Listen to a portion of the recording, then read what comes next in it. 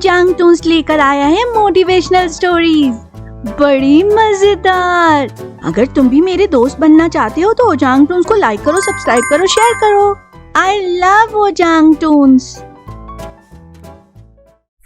बहुत पुरानी बात है। एक दिन गौतम बुद्ध अपने शिष्यों के साथ एकदम शांत बैठे थे।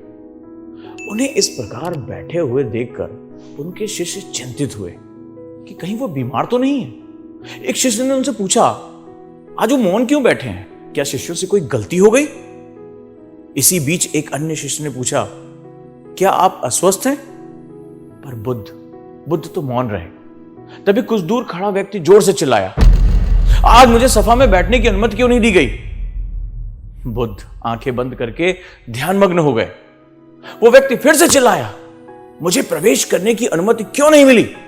इस बीच एक उदार शिष्य ने उसका पक्ष लेते हुए कहा कि उसे सभा में आने की अनुमति प्रदान की जाए। बुद्ध ने आंखें खोली और बोले, नहीं, वो अछूत है, उसे आज्ञा नहीं दी जा सकती। ये सुन शिष्यों को बड़ा आश्चर्य हुआ। बुद्ध उनके मन का भाव समझ गए और बोले, हां, वो अछूत है। इस पर कई शिष्य बोले, अरे हमारे धर्म में तो जात पात का कोई भेद ही नहीं है, तो फिर वो अछूत कैसे हो गया? तब बुद्ध ने समझाया, आज वो क्रोधित होकर आया है। क्रोध से जीवन की एकाग्रता भंग होती है। क्रोधी व्यक्ति प्रायः मानसिक हिंसा कर बैठता है।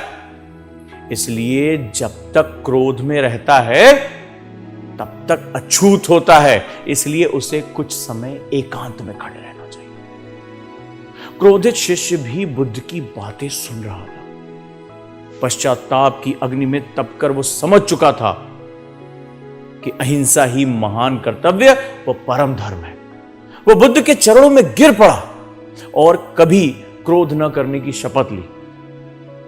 आशय यह है कि क्रोध के कारण व्यक्ति अनर्थ कर बैठता है और बाद में उसे सिर्फ पश्चाताप होता है। इसलिए हमें क्रोध नहीं करना चाहिए। असल मायने में क्रोधित व्यक्ति अछूत हो जाता है। उसे अकेला ही छोड़ देना चाहिए। क्रोध करने से तन, मन, धन तीनों की हानि होती है। क्रोध से ज्यादा हानिकारक कोई और वस्तु नहीं है।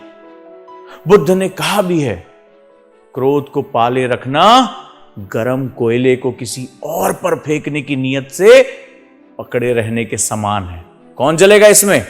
अरे आप ही जलते हैं, आपके हाथ ही जलते हैं। तो क्रोध जितना सामने वाले को जलाता है, उससे ज्यादा वो तुम्हें स्वयं को जलाता है। तो क्यों जलना? इस क्रोध को फेंक दो, शांत हो जाओ, जीवन को देखो। जीवन बहुत सुंदर है। और जब जीवन को बिना क्रोध से देखा जाता है तो जीवन की निर्मलता प्रतीत होती है। जीवन की निर्मलता निकल कर आती है। जीवन की निर्मलता प्रतीत होती है। यह निर्मलता हमें शीतल करती है। जीवन खूबसूरत होता है। जिंदगी ऐसी ही छोटी छोटी कहानियों से मिलकर बनी। ये कहानी आपको कैसी लगी मुझे जरूर बताना। इसका संदेश कैसा लगा? क्या आप भी किसी पर क्रोधित हुए हैं? क्या आपके भी मन में कोई ग्लानि है कि क्रोध में आपने किसी से ऐसी बात कह दी जिससे उसकी पीड़ा जीवन भर बनी रही? चैनल को सब्सक्राइब करिए और अपने कमेंट बॉक्स में मुझे जरूर बताइए कि आपको ये मैसेज कैसा लगा। मैं आपका गाइड ओजांग जल्दी ही मिलता रहूंगा ऐसी अन्य प्रेरणादायक कहानियों से। तब तक के लिए नमस्कार।